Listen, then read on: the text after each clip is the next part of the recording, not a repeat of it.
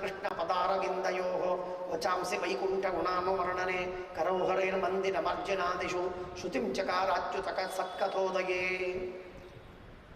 ಪರಮಾತ್ಮನ ಸೇವೆ, ಪರಮಾತ್ಮನ ಗುಣಗಾನವನ್ನು ಮಾಡುವುದಕ್ಕೆ ಮಾತು, ಪರಮಾತ್ಮನ ಧ್ಯಾನ ಮಾಡುವುದಕ್ಕೆ ಮನಸ್ಸು, ಪರಮಾತ್ಮನ ಗುಣಗಾನ ಮಾಡುವುದಕ್ಕೆ ಮಾತು, ಪರಮಾತ್ಮನ ಸೇವೆ ಮಾಡುವುದಕ್ಕೆ ತನ್ನ ಕೈಗಳು, ಕಿವಿಯೆಲ್ಲ ಪರಮಾತ್ಮನ ಕಥೆಯನ್ನು ಕೇಳುವುದಕ್ಕೆ, ಪರಮಾತ್ಮನ ರೂಪವನ್ನು ನೋಡುವುದಕ್ಕೆ ಕಣ್ಣು, ಹೀಗೆ ತನ್ನ ಎಲ್ಲ ಇಂದ್ರಿಯಗಳನ್ನು ಮನಸ್ಸನ್ನು ಪರಮಾತ್ಮನ ಸೇವೆಯಲ್ಲೇನೇ ತೊಡಗಿಸಿಬಿಟ್ಟಿದ್ದ.